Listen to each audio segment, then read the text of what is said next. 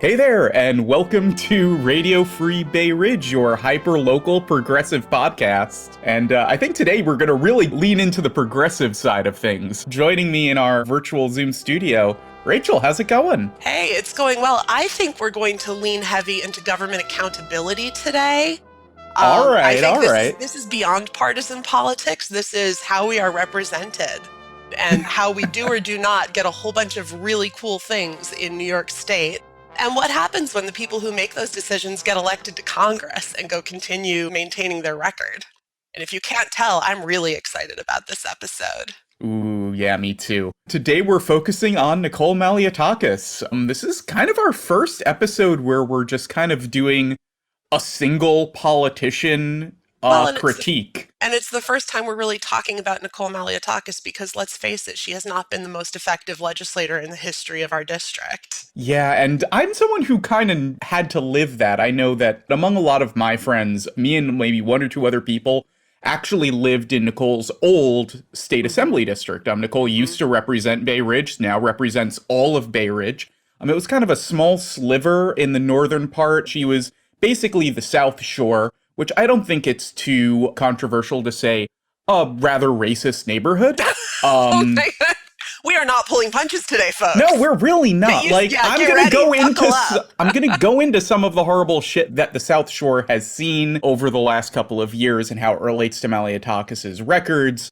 But, I've been represented by her for a long time, and in the state assembly where she's lived out most of her public life and voted no on a lot of stuff. Voted no on a lot of stuff, and now it's really fun. I gotta say, it's really fun to see her jump into the national spotlight. My God, she's so out of her depth. She was a medium-sized fish in a small pond in Albany, and now she is a medium-sized fish in the goddamn ocean. Now she's bait. Did you see that CNN interview where they just dragged her? It was glorious. Erin Burnett. See, this is something, and Nicole herself occasionally uses, or the press rather, uses hyperbolic attributions, and, she slams things a lot. Oh my gosh, I know everybody's saying she got dragged on Erin Burnett. I feel like she got in a situation where she exposed exactly who she is and exactly how little principle she has. Yeah. And for those who missed it, essentially she went on Erin Burnett right after voting to overturn a Democratic election in the House, which followed on after the Capitol was ransacked by a violent mob that Trump incited. And she basically refused to acknowledge the fact that by spending the last, however many weeks insisting that the election was rigged, insisting that there were irregularities, that she and her fellow, I don't even know what to call it, contributed to that incitement and contributed to the violence that we saw, and I know this is, not necessarily where our audience is on this all the time, contributed to cops getting their eyes gouged out, contributed to Capitol Police having crushed cervical discs, having fingers torn off. There was just a video where we're doing this on the second day of the impeachment trial. Yeah. Officer Goodman, who a lot of people have seen, ran up, managed to lure the mob away from the Senate, which was not locked at the time. There's a video they just played where he runs down the hallway and runs into Mitt Romney and tells Mitt Romney to turn around and run in the other direction because the mob is coming. This is instigation, I'm going to find Nancy Pelosi. Again, I know our audience is not made up of people who are always fans of these folks, but they are our elected representatives. And without getting too lofty, Representative Madeline Dean just said before we started recording this, for the first time in 200 years, the Capitol was ransacked. I'm no fan of Mike Pence, but they wanted to hang Mike Pence. I'm enough of a fan of Mike Pence to not want to gallows. I'm enough of a fan of democracy not to want to gallows our vice president. Regardless and let's be clear, Pence and Malliotakis' LGBTQ records are both equally in the shitter. But good Lord. And days after this, she had the opportunity, and this is where I think most people have entered the Nicole Malliotakis conversation, where they jumped in, especially people in New York City as a whole and people in NY11 who maybe have never been represented by her, jumped in on does she still vote to overturn the Democratic results of Pennsylvania and Arizona, right? And this is going back to that dragging on CNN. They were why do you keep pushing this idea that the election was stolen And I appreciated that drag, but Mm-hmm. my real thing is she used the validation of people's democratic votes and she rejected them not because she actually believed there were problems, but she said straight up it's to make a point. That's not what you do with democracy. You don't irresponsible. undercut democracy and throw out people's votes because you want to make a point about how later there should be hearings about this thing that you don't have any proof of. Go ahead and hold the damn hearings. Go ahead, Nicole. Like, advocate that we need to investigate this election up and down. I totally agree. If you want to investigate it, go ahead and have a shitty investigation. I don't even agree with that. She's sitting up there saying that the Senate trial is a waste of resources. There were no irregularities that have any consequence whatsoever. The FBI and all of our intelligence agencies have said this was the most secure election in the history of the United States. So even entertaining that with hearings. She's an elected official, though. As an elected official, she can call for that shit. It's her right, yeah. But don't undercut actual democracy to make a soapbox for yourself. You're already a goddamn congressperson. It's absolutely unbecoming to treat it like a grade school election. And this is the thing. That's what Nicole's entire history has really been. Yeah. She's always been in the minority of any elected body she's been a part of. She was a Republican in the state assembly, which was run by Democrats for the last 10 plus years. She doesn't have to pass anything. Her whole shtick in politics is just bombastic rhetoric and stunts. There's no legislative meat behind this at all. And the idea that she'd treat her first real vote as a soapbox and not something gravely important to democracy is just so her. Well, and it's funny, you're saying in terms of her legislative history, her lack of effectiveness and her lack of ability to get things done. Actually, exactly a month ago from recording, I started a group of like-minded activists who are calling for her to resign. That is somewhat rhetorical. We are sure she will never resign. But one of the members created this website, and they have a list of all of her votes, like significant votes going back to 2011. Nice. And I would like to just take a moment and kind of walk our people through what could be an extended snapshot of how she has governed thus far. Oh my goodness. I'm not going to read off the dates because it'll just be forever, but know that we're working from 2011 to the present and then into the future. As of 2011, and remember this is her New York State votes in the New York State Assembly, here are her votes. Authorizing an intercity bus permit system, no. Prohibiting discrimination in wages based on gender, race, or national origin, no. Rent regulation, no. Marriage equality enactment, no. Freelance wage protection, no. Health Benefit Exchange Act, no. Authorized casino gambling, yes. State legislative redistricting, yes. That's because of the makeup of the assembly, a less consequential vote. Let's see. Now we're into 2012. Prohibits discrimination based on gender or identity expression, no. Increase the minimum wage, no. Require firearms to have microstamping technology, which would help cut down gun violence, which New York City has seen a rash of in the last year, no. Let's see, she's got a couple of things in here that are kind of less relevant. Increasing the minimum wage, she voted no again in 2013. Yeah. Establish a 2-year moratorium on hydraulic fracturing, no, that's fracking gas. Extend workers' benefits to farm laborers, and she said no. She didn't vote in 2014 on a bill requiring equal pay. She voted against authorizing early voting. She voted against amending paid leave laws for workers. She, hysterically, I hadn't seen this one.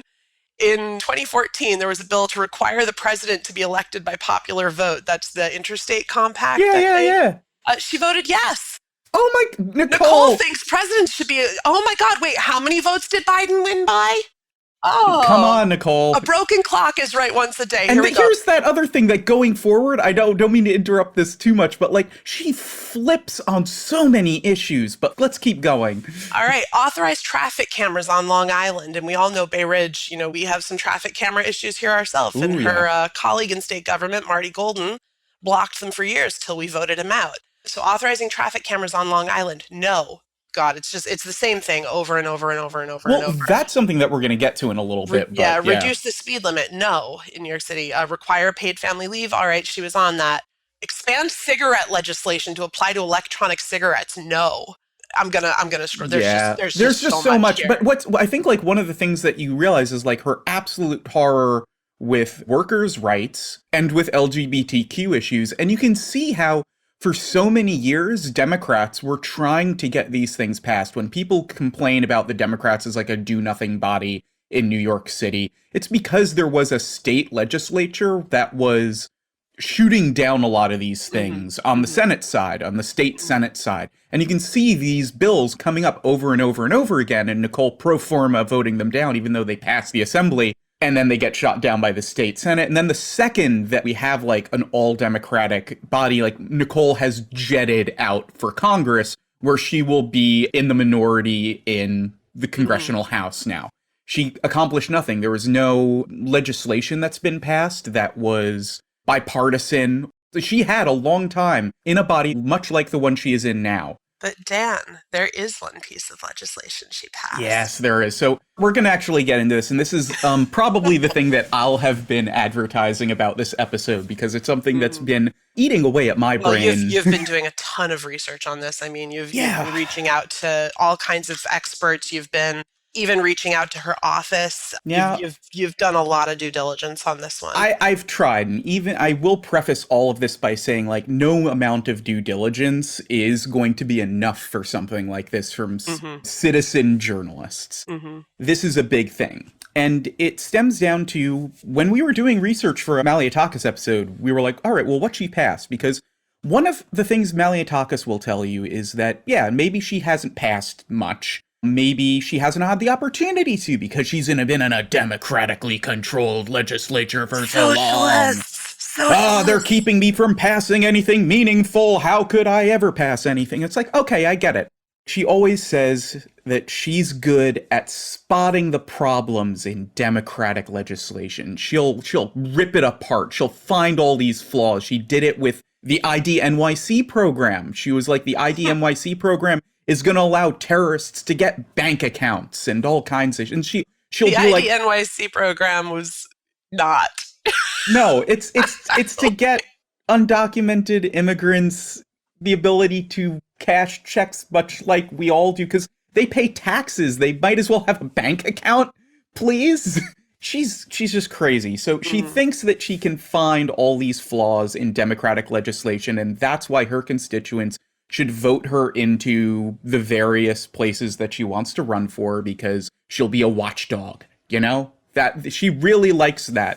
I don't know how she can be a watchdog. Some of the stuff she's been tweeting today, it's like, girl, do you not even see what's in front of your own eyes? Yeah. Let's go right into it. I tried to find the stuff that she passed, the bipartisan legislation. I really was interested in who Nicole is as a legislator, and what she might do if she actually had the power to pass legislation that was bipartisan. So I looked, and there's really only one bill, and it is passed repeatedly, which is weird.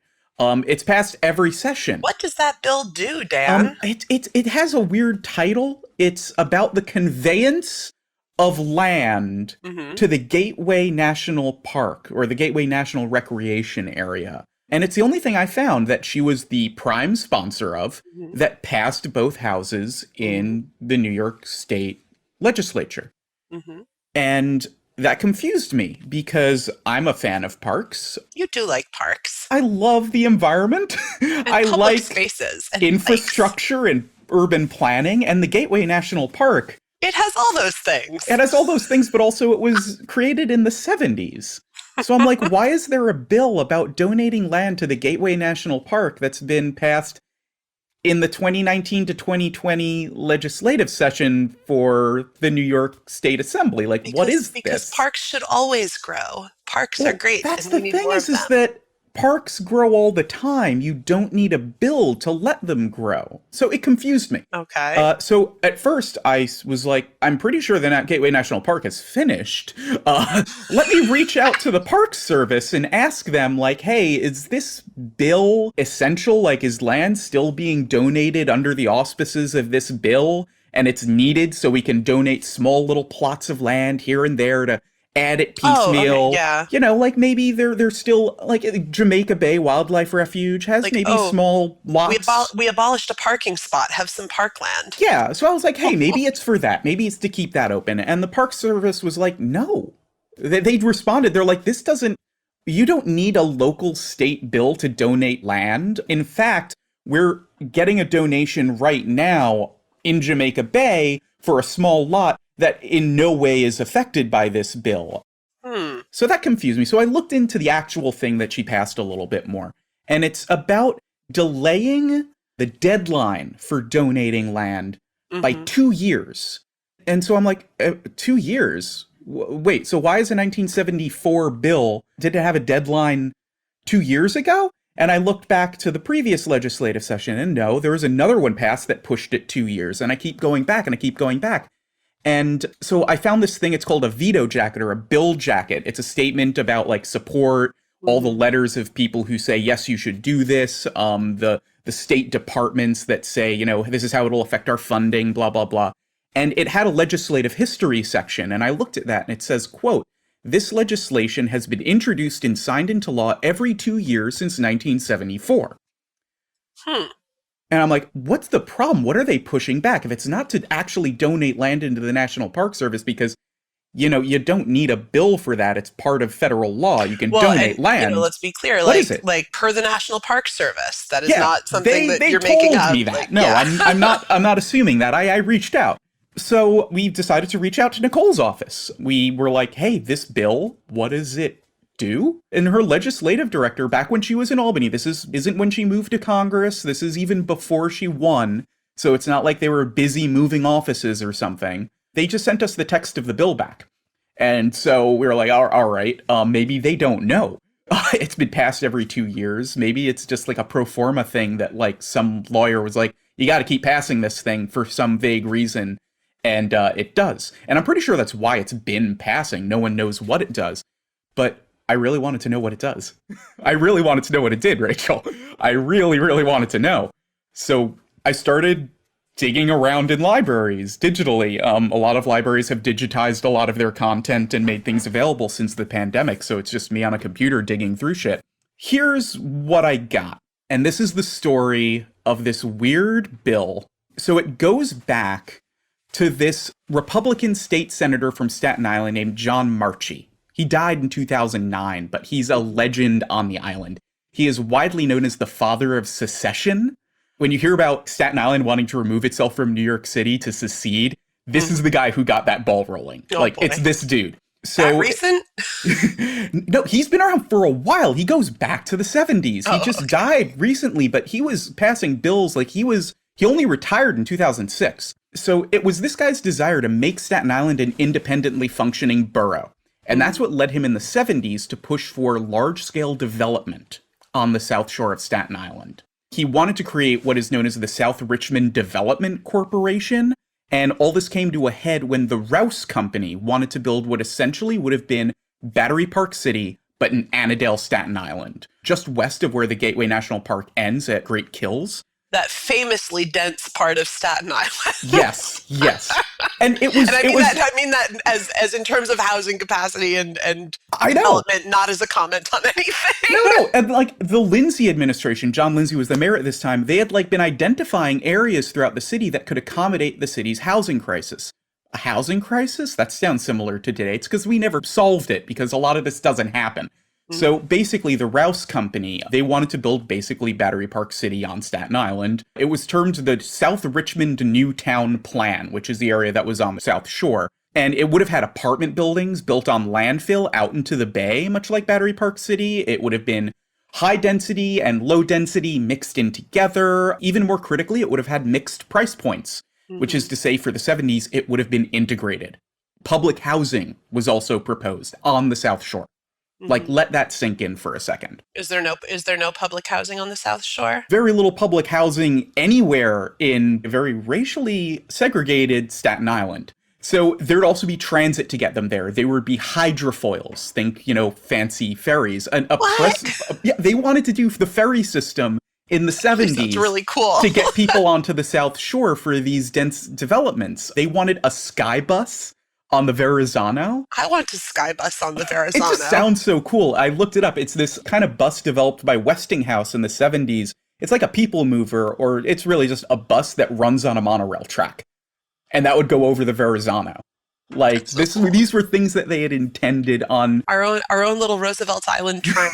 Yeah, it would run from Bay Ridge out onto the South Shore. So cool. But it also, this development, it had a mind toward aesthetics. Mm-hmm. It was supposed to be high-density development with suburban qualities. One example that was built is Village Greens in Arden Heights on Staten Island, which wasn't entirely a success. Lots of critics derided it as too cramped, that it was like suburban tract-style homes, but they were like jammed together, quote-unquote, cheek by jowl, and the aesthetics didn't really fit. But the important thing to say is they were going for affordable housing without necessarily urbanizing the island. It was supposed to keep the characteristic of Staten Island while they expected add 450,000 residents to the island through this plan. In affordable housing. In affordable housing, mixed development. So it would be mixed income. It would be some high, some low. But importantly, for a very segregated city at the time and today, that would crack it wide open in terms of racial diversity. And just so you know what the demographics and population of the island were at that time, in the 70s, Staten Island's population was 300,000. And we're talking 450,000 residents proposed additionally as part of this plan. So more than doubling the island's population. Even today, it is only about 450,000, maybe a little bit higher than that. Well, and let's just pause there. Like, this plan also, because the first reaction to it, oh my God, how are you going to fit that many people? Congestion, traffic, that public transit was part of this plan. Mixed use development part of this plan. So it's not like it was just being dropped on things. Yeah. If you've ever heard those rumors of like they wanted to build a subway to Staten Island, like this is why.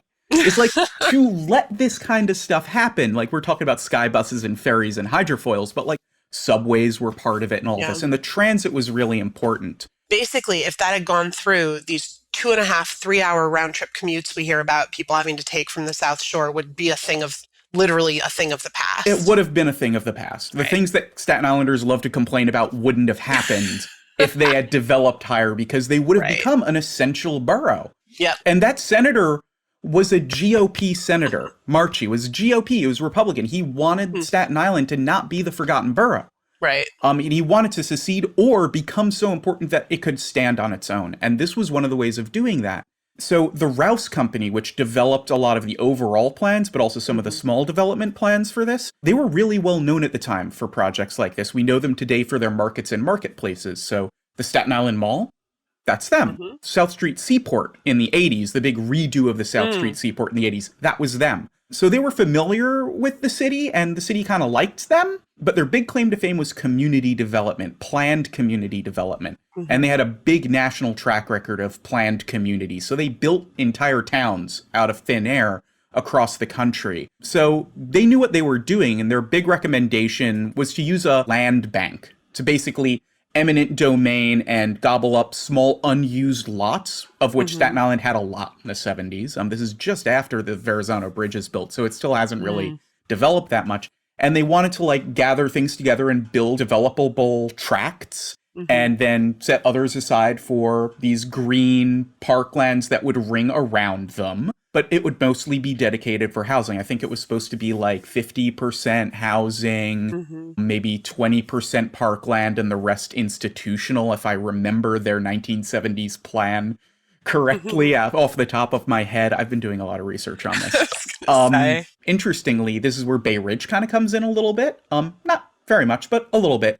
Because the Conservative Party had just been formed not more than a decade previously. And the Conservative Party is a state-specific party to New York City, basically the GOP, but more conservative. In the 1980s, they moved their statewide headquarters here to Bay Ridge. Jerry Kassar, who used to be Marty Golden's major domo, ever since we kicked him to the curb, he's gone off and advised Nicole Malliotakis. So, let's just keep that in mind, because the Conservative Party are the folks who would know the actual long history of this bill. So just keep that in mind. As one of the people who's the chair of the party that kind of has a role to play here, there's institutional memory. So More things where Nicole can't quite say she doesn't know what she's voting on. But anyway, in the 70s, the Conservative Party was only a decade old. They led the charge against the GOP Senator Marchi and these development plans because they allied with leftist environmentalists, many of whom happened to be white. They allied with them and waged a really intense fight over local zoning controls, forcing development plans through community boards where they could be bogged down and picked apart piecemeal. And so the liberals were brought in to decry the loss of natural land. And there were fears that the government would eminent domain private homes and kick out grandma and all that jazz. But that was all window dressing. State Senator Marchi himself, a Republican, I remind you, got right to the heart of it when he stated that they, quote, played the racial card down there. Really? It was about Where did he say that? He said that in his private letters that are available at the College of Staten Island. So he identified it as it is a racist fear-mongering thing that this mixed income development was going to bring black people into the lily white portions of Staten Island. And he said that as the person who was pushing to pass the bill and... Yes, and the Conservative Party was denying him their party line. They were getting other state assembly people. He was in the state Senate. They're getting assembly people to kind of turn on this plan. And they were drumming up all of this support locally, this NIMBYism. And I've droned a lot about this. What the heck does this have to do with the Gateway National Park? The Gateway National Recreation Area, as they call it today. What does this have to do with Nicole Malliotakis' bill? Well, simultaneously to these proposals, the National Park Service decided to build its first urban national park. So this is right after the Civil Rights era, and the National Park Service realized that a lot of its funding and focus really goes toward massive national parks that are inaccessible to city dwellers, and specifically people of color. So the Gateway National Park was created and so named because it was to be the national park that everyone could get to, right on the doorstep of New York City. And it spreads out to Jersey, Jamaica Bay Wildlife Refuge, the South Shore, beaches on Staten Island, Great Kills Park to Fort Wadsworth, and the Verrazano Bridge, the Sandy Hook across the Raritan Bay in New Jersey. It's basically the northernmost point of the Jersey Shore, Floyd Bennett Field, Canarsie Pier, Shirley Chisholm State Park. This idea was first floated by the RPA, which, if you remember in last year's Tri-Borough Rail Line episode, they floated that idea too. But the Staten Island section of this almost did not happen because locals fought hard against it. And Senator Marchi was among them, who was pro-development plans but did not want this national park coming into Staten Island. And the Conservative Party also really disliked it because of something very key to the Gateway National Park, which is transit access. It's one thing to build these parks out on the edges of New York City's shorelines. It's another thing to get people there. So there was this huge transit component that was really revolutionary, and it would have low-fare ferry systems linking all of the various parts of the park across the water. So you could go to Shirley Chisholm State Park and take a ferry to Sandy Hook, and then take a ferry to the beaches on Staten Island, and then take a ferry to Floyd Bennett Field. They would expand subway access. They were going to build new subways to get people to these parks. A new Marine Parkway Bridge was part of it too. And this is where a really interesting strategy takes place, as far as I can tell. Marchi bows to the Conservative Party demands. They threaten him by taking him off the party line. He acquiesces. So Marchi shelves his Economic Development Corporation and assists in killing the Rouse Company's development plans for the island. And one of the ways it gets killed, and just one of them because this is a big plan, we're just talking about the South Shore here, is that they allow the Gateway National Park to go through. Because the Gateway National Park is on very similar or the same land that this development was supposed to be on. Part of it, Great Kills Park, was literally part of this development corporation's plan. So if it's owned by the feds, it can't be developed. It's a national park. You can't build on it, and you certainly can't house mixed income people on it. Gosh, if only Donald Trump had been in office, they could have drilled for oil there. This hamstrings all the redevelopment proposals, which relied on the high-density development, especially it was supposed to be built out on landfill, out on the water, like Battery Park City. The problem, though, is that they're out of the frying pan into the fire. I just said that the Gateway National Park plan had tons of transit options to get people of color to these parks. And so all of a sudden you're going to be building ferry systems that bring Black people to the South Shore. That's what they were concerned about at the time. And that was the problem Being with the this. conservative the party. Conservative Party, the GOP, Right. Republicans on the island in general, lots of NIMBYs, and just like in general, white homeowners. Like in general, let's be clear. There is lots of racism endemic to the island, and that can't be turned away. You know how this ends if you've ever tried to get to the Gateway National Park. That transit stuff doesn't happen. It's the Nixon administration. It's stripped out. They strip all of the transit provisions out. Mayor Lindsay is like begging the federal government to get the funds for these things. They're just all cut, which just leaves the parkland, which can halt development. But all of the intended beneficiaries, the urban poor, just do not get access to it. That's how it pans out. Right. And now this isn't the big story. I've laid the groundwork for the bill. Wait, that's a pretty big story. Yeah, because there's a bigger story. Not a story that has a ton to do with Nicole Malliotakis, but it's a big story.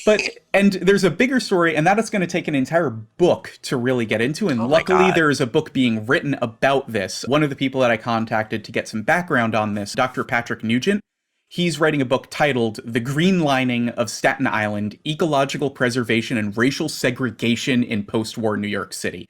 I spoke with Dr. Nugent for a lot of the background I needed to piece this together, but to put it quickly, one of the key ways that Staten Island halted the expansion of black neighborhoods island-wide was a complex process of community board land reviews, legal tricks, and land donations that transformed sites intended for integrated housing into parkland, essentially weaponizing environmentalism and reviving illegal redlining procedures into what he calls greenlining. Wow. The 1970s version of redlining. Basically, if a project was going to get built, much like how the Gateway ate up some land used for that Rouse company development, local communities could kill projects that threatened the racial makeup of a neighborhood by petitioning and donating the land that was going to be developed and turn it into a park instead. There were legal and civic mechanisms that fast-tracked this process, which made it institutional racism.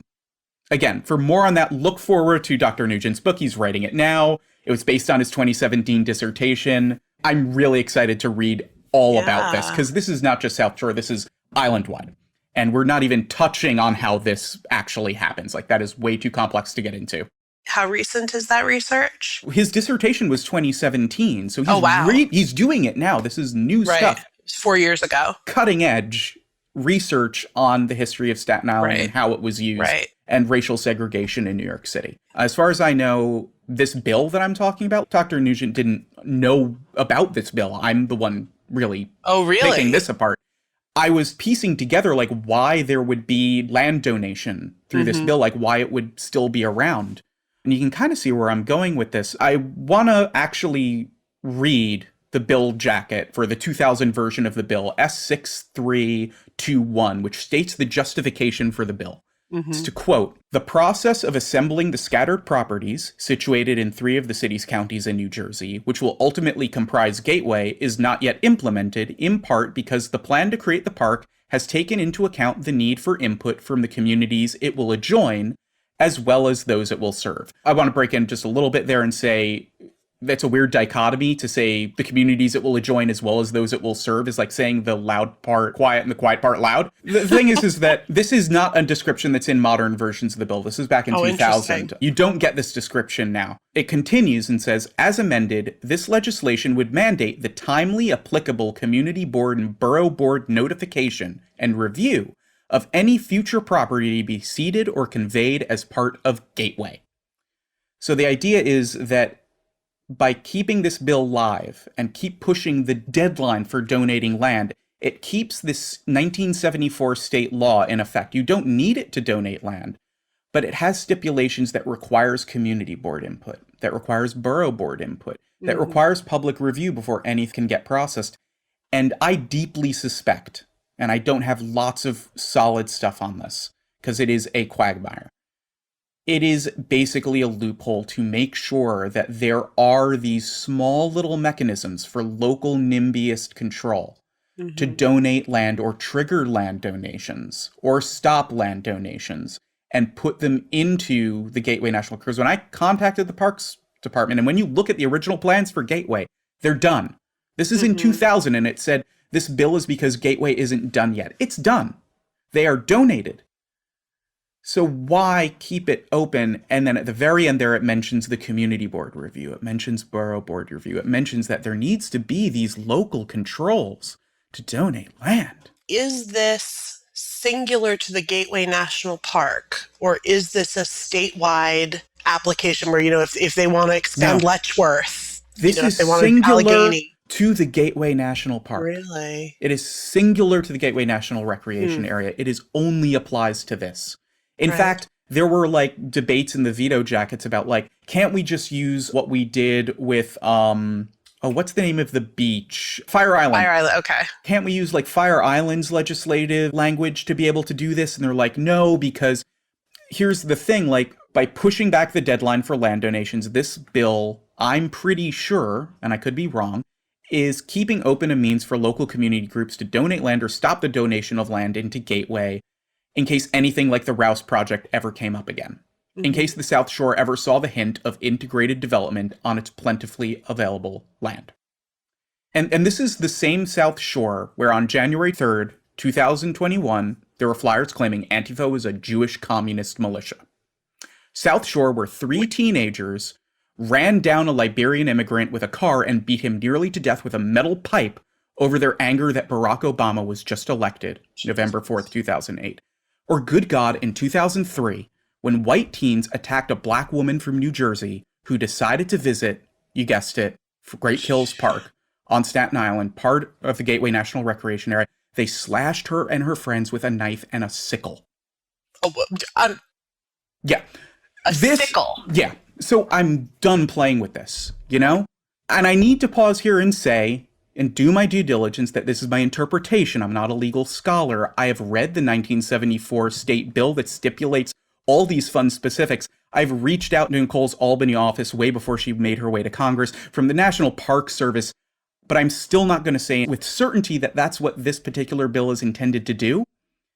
But everything I've learned because of it has angered me deeply. It's plausible that Nicole passing this bill is just blind traditionalism. She inherited it. Someone has to keep passing it, but who knows why? I'm not going to ask why.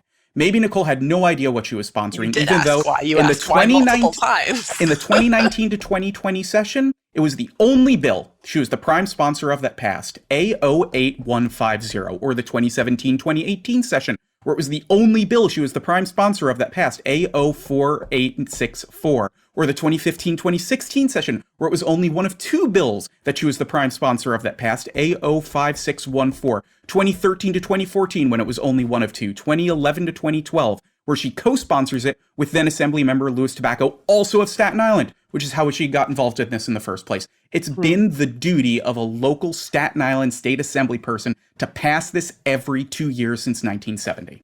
Wow. It's sketchy as hell.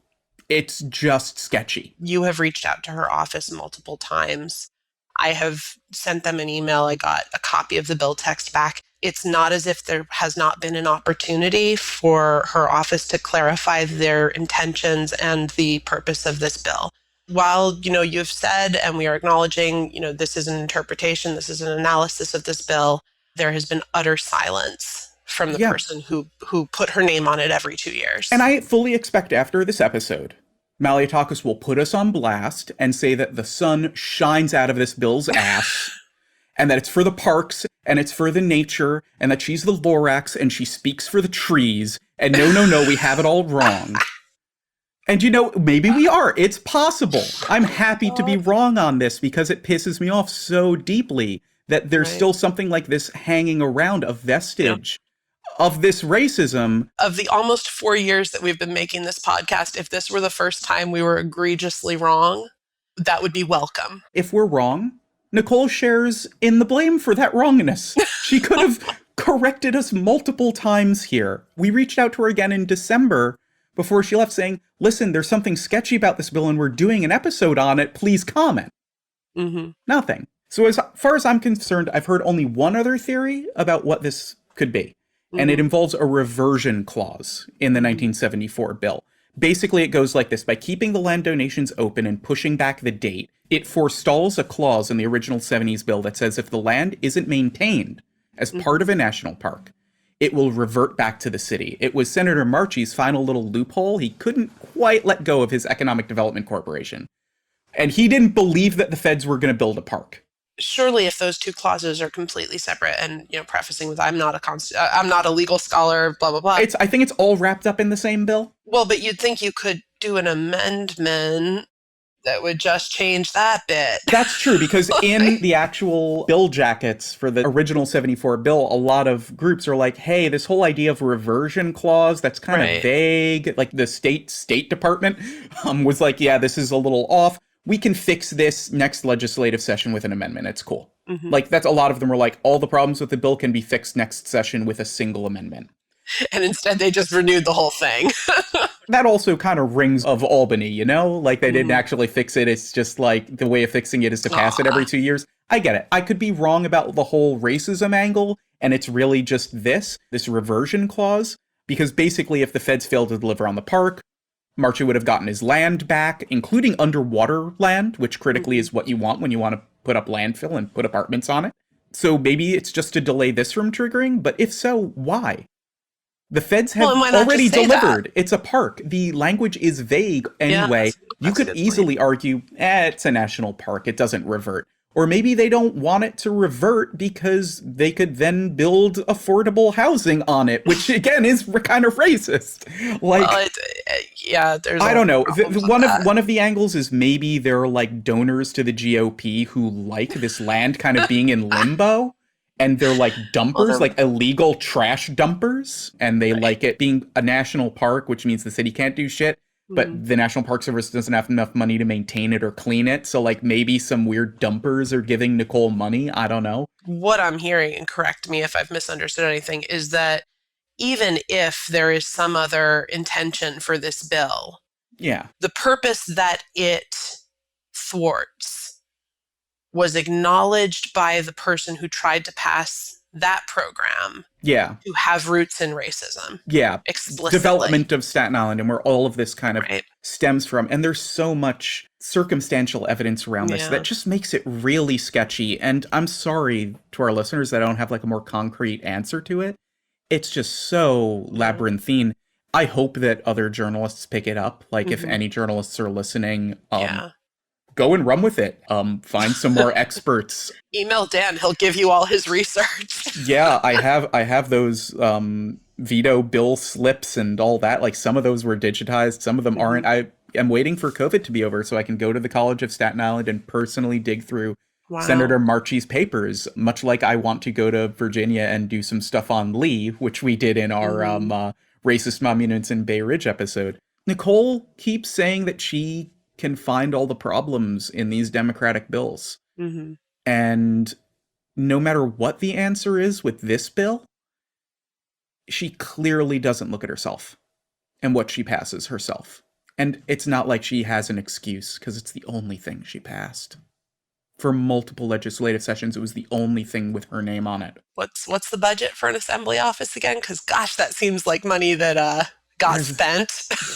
And that they email us back and are like, here's just what the bill says. Here's the bill. Yes. Like what? You think that the legislative office in that didn't have the time to look into the one thing she sponsored and passed? And that they didn't have an answer for us as to what it was? What a way to treat your constituents. And now she's a congressperson and she's responsible for how many people? About 780,000 people? Yeah. It's really disturbing. And this is beyond all of the grandstanding and when she was running for mayor chasing de Blasio around with a can of Red Bull. I always laugh when people on Twitter are like, you should run for mayor. And it's like, she didn't. She lost to one of the most hated mayors in New York City history. But Dan, was he the worst mayor in New York City? He was not the worst mayor in New York City. Oh, I don't want to go into the Civil War. I don't want to go into Fernando Wood right now. I've had enough racism from my elected officials for the day. To talk about, Fernando Wood, one of the other local New York City politicians who advocated for secession and overthrowing democracy. There we go. Nicole, you're following the tradition. Good God. Oh my God. Gotta laugh or I'll cry. So, I mean, I hope that we've given like some new stuff. I do want to wrap up this episode with a little bit of fun stuff too. Let's fast forward to her being elected to Congress. What's been happening in the last few days, Rachel? You've been leading this Oh, Resign boy. Malliotakis hashtag. She did a horrible sketch of Reagan. Oh, God. That is the least of what's happening. I'm an artist, and I'm not one to shit on anyone's artistic quality. People even outside of Bay Ridge were not impressed. But then she followed up the next day. Here's another drawing, and it was Teddy Roosevelt, the great progressive. Like she had a Teddy Roosevelt just like stored. I don't know. I mean, it's silly. It's nowhere close to like important, but it's just the real problem and the real thing that we're seeing, and this is the same pattern she followed in Albany, is that she consistently tries to distract from the fact that she's not doing anything. And since going to Washington, that's become even worse. Her first vote was to overturn the results of the election. Yeah. She went on Erin Burnett on CNN. She got absolutely destroyed. And since then, I'm pretty sure we've only seen her on OANN and on Fox. Yeah. I personally, this is a personal opinion, I don't think she had any idea what she was getting into when she put herself in the national spotlight. And I think that what we are seeing over and over is that she is going to be a mouthpiece for the GOP talking points. She is going to hold herself up as some kind of anti-AOC. Well, I'm sorry, AOC actually proposed some big, bold programs and is working on getting them passed. You can't just name yourself the Freedom Squad. Number one, you don't name your own squad. Oh my God. Yeah, Number if you're one. part of a squad, Nicole, it's the Sedition Squad, sorry. Yeah. There's also like the things that she's taking credit for, the things that she's taking aim at. There have been all these developments with COVID and the vaccine, and those are because of the Biden administration, not due to Donald Trump, who endorsed her and who she embraced after saying years ago, after being Marco Rubio's New York State chair for his presidential election, saying she was a never Trumper, saying in the mayoral that she wasn't going to support Trump, and she didn't support Trump. She didn't vote for Trump. And then she turns around and you have never seen a bigger Trump booster. If you go look at the Resign Malliotakis website that this volunteer put up, she's on stage at a Trump rally with that ridiculous image of him, like, ripped muscles. And like, it's like, are you kidding me? Talks about unity. And then she turns around and takes swipes at Joe Biden. She talks about wanting to protect her Jewish constituents. And then she turns around and propagates a conspiracy theory that's a GOP talking point against Eric Swalwell that they're trying to use to undermine him in the impeachment hearings. And it's so clear that she doesn't believe any of this shit. It's opportunistic. 2 or 3 times today, she was like, Congress gave New York State money to reopen schools. They're not. They should give it back. Why are you trying to take billions of dollars away from the New York City schools and from the New York State schools? She doesn't think about repercussions. Then she says, for the last few days, I've been working on getting more vaccine sites. Great. You know what? It's the 10th of February. You've been in office since the beginning of January. Glad you finally got around to it when you're representing the borough that has one of the highest COVID rates in the city. Well, she's been in office as a state assembly person. She had the time. She photoshopped herself giving away like COVID supplies. Please give me an absolute break. This is meaningless. It's shameful and shocking, and she should really not be in government. She should go back to lobbying for National Grid, which is where she started. Go back to that, Nicole. I think I'd much rather you screwing me over with my utility bill. Right after the insurrection, there was a rally outside her office in Bay Ridge that the Bay Ridge Democrats put together. And, we had a lot of visiting elected officials and candidates for office. I will actually give Chris McCray a little shout out. He had a great line. He said, never before has our district been this dishonored this quickly by a member of Congress. We had Michael Grimm, an actual indicted criminal. Before it was New York 11, Vito Fossella and his 2 families. For once in her life, Nicole outdid them all. And there's 2 things that I'd like to touch on before we end. And one is about the insurrection. Here's the thing behind her "I'm not inciting these people to violence" crap, which is that she's done that before. She's done it before when she was in the state assembly. Very, very early on, I think a lot of the older progressives in the neighborhood who have been activists since the very beginning of Trump remember there was the IDNYC stuff, which we spoke about earlier. There was a protest on the island against Nicole Malliotakis for her position on the IDNYC program. And there were people who were going to march past her house. And Nicole sent letters to every one of her neighbors for multiple blocks that there was going to be a mob coming to the neighborhood and that they should get ready. And that she apologized that they had to be there, that they came to target her. But, just so you know, there are going to be some outsiders coming in. Mm-hmm. Police had to escort that protest through her neighborhood. Jeez. Imagine if anything happened. She knows the power of that, and she's on the South Shore. There's already a pattern of behavior of her inciting lawless riots with Max Barr. Yeah. And, Daniel Presti ran over a police officer with his New car. York City Sheriff.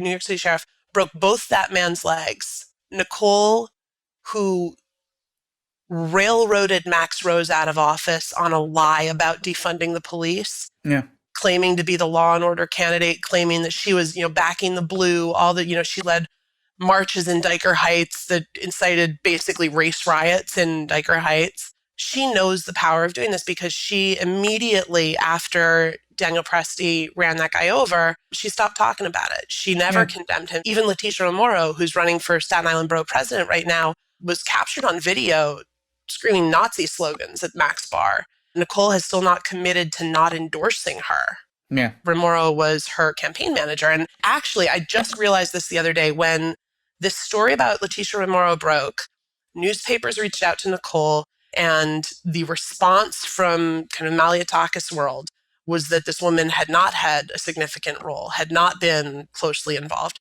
In 2017, folks who've known me a while will remember that I was verbally harassed by a Malliotakis volunteer. I remember that. We reached out to members of the Republican Party in Bay Ridge and asked them, please let her know this is not acceptable. She claimed it had been dealt with. There's some question of whether or not that volunteer was continuing to work with her. But she told me, reach out to my campaign manager. And that was Leticia Romero. You're kidding. Oh my gosh. I can go back and probably find the DM, but she never responded. I wish I had remembered that when those stories were coming out. That reminds me of the weird separation between her campaign and her office. That Goya food drive, which was just such a great opportunity for her to have a PR stunt where she did a food drive for her constituents, but she only accepted Goya food products. We reached out to her office and asked if someone brings in other than Goya, will you still accept it? No response from them. They did not respond to a constituent. They did not respond as a journalistic inquiry. As far as I know, they just didn't want to take any food that could have gone into hungry people's mouths if it didn't fit in with her PR shtick of supporting Goya and doing a Trump thing. And in that food distribution, it's her campaign ads up on the back. It's not her office. It's not her legislative role. Mm-hmm. She made a mockery out of feeding hungry people in the middle of a crisis. That's just sick. There are people who probably didn't donate because it was clearly, one, a campaign event, and two, it was a Trump PR stunt for Goya, and you're not going to actually run a real food drive? Luckily, our community and the grassroots in New York 11, they're doing that work. Do so much work on that. We've talked about Brooklyn Immigrant Community Services. There's South Brooklyn Mutual Aid, I think. These are people who want to help, who want to do good things, who are doing good things. And I don't know, the whole thing's just sad. This is all just so depressing. For the people who live in this district, it's just sad. And that we have someone who tries to be so entertaining, but can be so depressing. Well, government's not for entertaining people. It's for maintaining the social contract, which she obviously cares nothing about. We can go on about Nicole for hours and hours and hours and hours. All day. But this is just a small snippet of just the disappointment that ebbs tonight from NY11 and will certainly ebb for the next 2 years until we kick her the hell out. Yep. We did it with Donovan. We'll do it with you, Nicole. If people want to get involved in that, check out the hashtag Resign Malliotakis on Twitter. Some of the volunteers took it on themselves to set up Facebook pages, Twitter accounts. Let's do this. We know how to organize in this district. We know how to get bad representatives out of office. Let's do it. All right. So everyone, follow us on Radio Free BR on Twitter. We're on Facebook, radiofreebayridge.org. I'll have a lot of the information about the bill that I was able to find. Engage with us, DM us. We have a Patreon up in case you want to just throw a buck our way. It's just to keep the podcast running. We don't take a cent out of it. It's just going right back into our hosting stuff. And more importantly, follow your elected officials. Yep. Democrat or Republican. Dig into what they do. It's amazing how much a single person can find because people aren't looking at the local. Our local newspapers and things have been gobbled up It's the time for citizens to get involved in what's going on and pay attention and do your due diligence. Really try to work it out. I can't stress that enough. And if you don't really have that kind of time, you can just stay subscribed to the podcast. Until next time, everyone. Stay free, Bay Ridge.